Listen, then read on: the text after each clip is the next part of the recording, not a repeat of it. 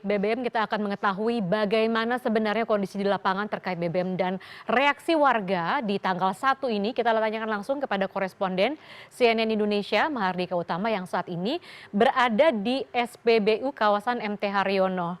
Mahardika, selamat siang. Bagaimana pantauan Anda terkait stok BBM dan juga respon warga di sana? Kita lihat itu cukup ramai ya, Mahardika. Ya, selamat siang Lia. Betul sekali, situasi di SPBU di kawasan MT Haryono, Jakarta Selatan ini pada pagi hari sampai siang hari. Tapi sebetulnya ini adalah situasi yang normal.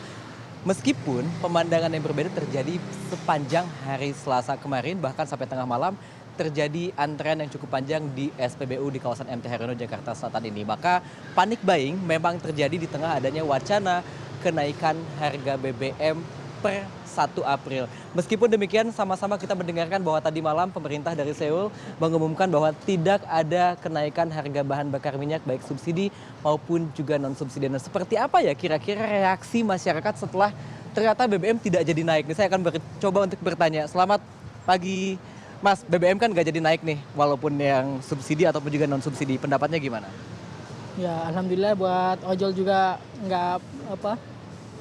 nggak jadi bertambah beban gitu ya, Pak ya. Sorry, saya belum sempat tanya. Namanya siapa, Mas? Semi, Mas Semi. Berarti kan ini pengguna Pertalite atau Pertamax? Pertalite. Pertalite.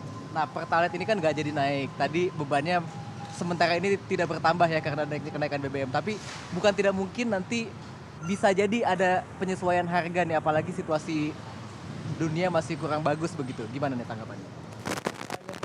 Untuk naik aja buat biar nggak terlalu. Oke, ada pembatasan BBM.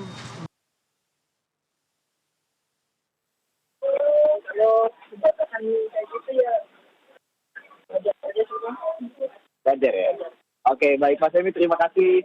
Itu tadi pendapat dari salah satu pengemudi ojek yang cukup bersyukur dengan tidak adanya penyesuaian. Cukup bersyukur dengan tidak adanya penyesuaian atau kenaikan harga bahan bakar minyak baik subsidi ataupun juga non subsidi pada tanggal 1 April 2026 ini. Dan Lia, kita tahu bahwa selain tidak adanya penyesuaian harga, pemerintah Melakukan WFH atau bekerja dari rumah untuk ASN dalam satu hari selama 1 hari berpekan maksudnya, dan itu akan diberlakukan setiap hari Jumat per bulan April ini, dan itu tidak berlaku bagi ASN yang bekerja di sektor pelayanan publik. Berlaku bagi ASN yang bekerja di sektor pelayanan publik ataupun juga mereka yang bekerja di sektor minuman dan aspek-aspek vital lainnya. Dan makanan dan minuman dan aspek-aspek vital lainnya.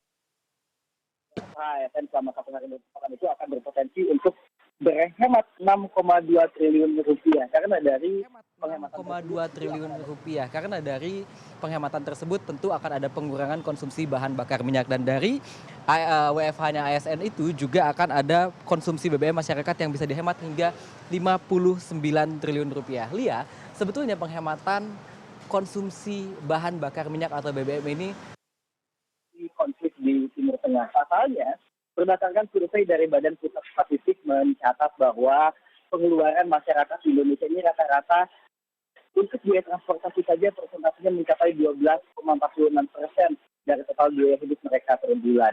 Dan data dari Kementerian Perhubungan tahun 2025 mencatat bahwa warga DKI Jakarta tahun 2025 mencatat 1,59 juta rupiah per bulan untuk biaya transportasi, termasuk untuk membeli bensin, dan itu setara dengan persentasenya 11,82% dari biaya total biaya hidup mereka per bulan. Bergeser sedikit ke arah timur, warga Bekasi, Jawa Barat bahkan harus mengeluarkan uang hampir 2 juta rupiah. Tepatnya adalah 1,9 juta rupiah untuk membeli bensin dan juga ongkos transportasi lainnya, dan itu setara dengan 14,02% dari total biaya hidup mereka per bulan. Kembali ke Anda.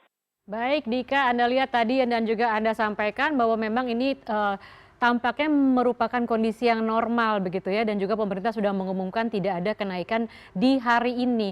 Tapi akan memang SPBU bersiap untuk kondisi-kondisi yang datang dengan jumlah yang tidak biasa begitu, Dika? cukup panjang, dan meskipun demikian masih ini memang terjadi antrean yang cukup. Harus beberapa kali diumumkan bahwa tidak ada kenaikan sehingga masyarakat tidak perlu panik buying, terutama untuk mereka yang mengkonsumsi bahan bakar minyak jenis RON 92 atau Pertamax ataupun juga jenis di atasnya.